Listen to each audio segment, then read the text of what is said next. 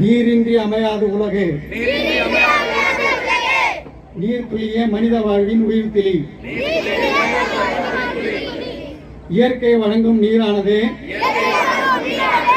அனைத்து உயிர்களுக்குமானது.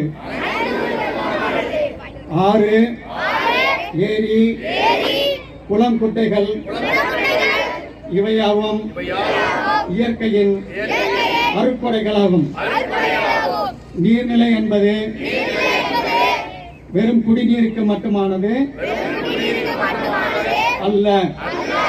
கால்நடைகள், மீன்கள் மட்டுமின்றி பல்லுயிர் பெருக்கத்திற்கும் நிலத்தடி நீருக்கும் இயற்கையின் சுழற்சிக்கும் உறுதுணையாய் இருப்பவைகள் நீர்நிலைகள்.